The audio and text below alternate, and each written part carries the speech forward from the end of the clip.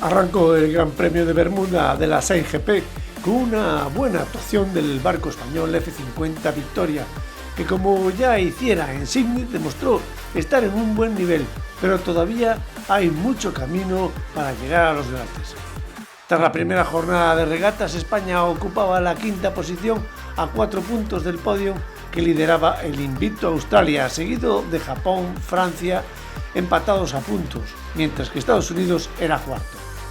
La prueba de fuego, que siempre supone el estreno de una competición como la 6GP, se saldó con un resultado nada desdeñable para el F50 Victoria, con Phil Robertson a la caña, y que para la ocasión estuvo acompañado en esta primera regata de la temporada del 2021 con los hermanos Trittel, Diego Botín, Matthew Barber y Ñeti Cuervas.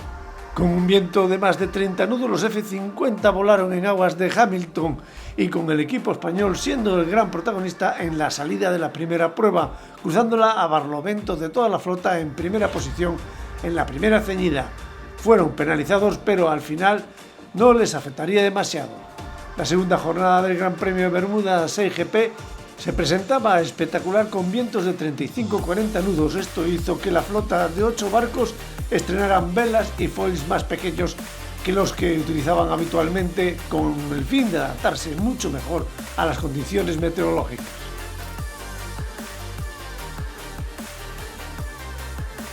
El español F50 Victoria, patrocinado por Phil Robertson, neozelandés, apostó fuerte y tuvo sus opciones de pasar a la gran final, más por el demérito de otros equipos debido a un serio abordaje que hablaremos al final de este reportaje, pero que finalmente el equipo español se quedó a las puertas, a tan solo un punto. En la salida de la primera prueba del día, cuarta del global, el F50 Victoria, patrocinado por Phil Robertson, salió como es habitual en él, arriesgando, lo que provocó que por unas centésimas se saliera fuera de la línea y lo penalizaron. Pero fueron remontando. No sería cosa fácil, pero la fe hizo que el barco español fuera remontando, acompañado por una colisión entre los barcos americanos y japonés que les dejaría fuera de juego para el resto de las pruebas. Las sensaciones muy positivas en el seno del equipo español, que fue capaz de remontar en 2 de las pruebas y tener opciones reales de poder pasar a la final. Phil Robertson, patrón de la embarcación Victoria, comentaba que ha sido un día estupendo. Hemos podido estrenar el ala nueva, íbamos muy rápidos y marcamos 2 terceros. Ha estado muy bien. Sí es cierto que hay un poco de decepción por el hecho de no subir al podium por solo un punto, pero al menos sabemos que podemos estar a pesar de todos los problemas técnicos y roturas que hemos tenido. El ganador de la primera prueba de la temporada ha recaído en Gran Bretaña, cuyo patrón es Sir Ben Aisley, que de las 7 pruebas realizadas solo ganó 2, la final que le otorgó el título y otra más. El vencedor virtual del torneo es Australia, Tom Lisby, que habiendo sido primero en 5 de las 7 pruebas, perdió la final y se quedó a las puertas de conseguir el trofeo. Lisby es el que mejor en forma está, por lo menos al principio de la temporada. Tercero al final fue Francia, con Billy Bessois a la caña. Que ha ocurrido este domingo en la cuarta prueba entre Japón y Estados Unidos. Pero antes de nada quisiera decir que las distancias en el mar se miden por millas y en todo caso los barcos navegan nudos por hora o navegan a nudos o también se puede aceptar millas por hora, pero nunca kilómetros por hora, como vienen anunciando en la 6GP. Está muy bien que lo quieran llevar al público, pero creo que la ortodoxia en el tema marítimo hay cosas que se deben de mantener. Y dicho esto, pasamos rápidamente, vamos a ver lo que ha sucedido precisamente en la cuarta prueba del domingo, en un incidente que ha traído consecuencias. Y vemos aquí a los dos barcos, tanto el Japón y el de Estados Unidos, uno murado a babor y otro murado a estribor, que chocan. Aquí el barco japonés va murado a babor y el barco contra el barco de Estados Unidos chocan, y veamos las consecuencias. Vemos lo primero, ya vemos aquí cómo ha penetrado el cable del obenque, del mástil del barco de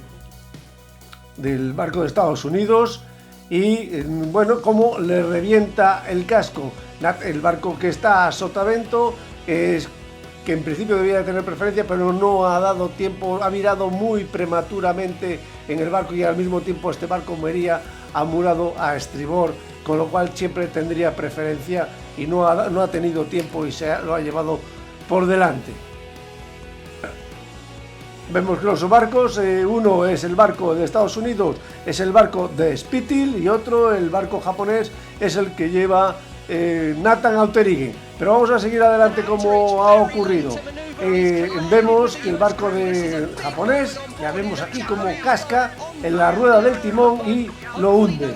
Aquí prácticamente ya queda completamente, ya se ha visto que ya no hay nada que hacer, que las cosas están complicadas, porque es una avería bastante complicada donde el barco de Nathan Auterigen, el barco japonés, podría incluso hundirse. Aquí vemos la situación, barco amurado a estribor, el de Spittil, el barco de Estados Unidos, color azul, que va navegando con mucha velocidad, aproximadamente dirán ahí cerca de los 20 nudos, y ahí viene el barco japonés que tropieza, aborda el barco de Estados Unidos, le hace perder velocidad con esta entrada de agua, caída del barco, deja de foilear y ya se levanta el barco japonés en esta maniobra y termina apoyándose en el obenque de sotavento, y en la caída se raja el barco, vemos cómo penetra el obenque dentro del casco y le hace, pues bueno, una vía, va a tener una vía de agua y le va a producir. Al mismo tiempo, como vemos aquí al fondo, hay dos ruedas del timón. Estos barcos llevan dos ruedas de timón, uno a babor y otro a estribor para facilitar la maniobra, y la rueda de babor, la rueda de timón de babor queda presionada por el casco y termina aquí, como vemos, vamos a ver un poquito, va a hacer que la rompa. No se ve perfectamente, pero termina de romper, que a posteriori le va a provocar consecuencias al barco de Spittil, el barco de Estados Unidos. Aquí se ve cómo está presionando, veíamos ahí, vamos un poquito para atrás, vemos cómo ahí presiona en la caída, toca la rueda del timón y la termina rompiendo, como vemos ahora mismo, lo hemos visto perfectamente. Vamos a darlo otra vez un poquito para atrás y vemos cómo el barco ahí está, cae y ahí está rompiendo la rueda del timón en este momento. Y ya la regata sigue y posteriormente traería unas consecuencias esa rueda del timón.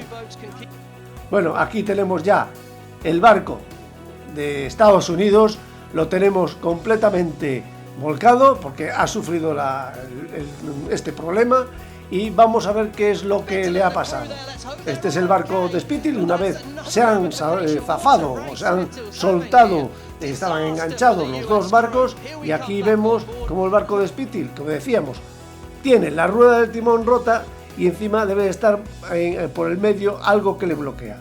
En un principio Spittil ahí debe estar hablando con algún compañero de equipo técnico y el barco se le va y quiere llevarlo, como vemos, llevarlo hacia Barlovento para parar el barco, pero como tiene la rueda del timón bloqueada, pues el timón en el agua está ejerciendo presión hacia sotavento y el barco no termina, como vemos, no termina de reaccionar hacia Barlovento y al final terminan volcando. Los tripulantes todos se meten en su casita para caerse al agua. Es una situación bastante un poco simpática. Aquí vemos la vista desde proa, como el barco de Spittil, como intenta llevarlo a Barlovento para pararlo, pero termina cayendo al agua.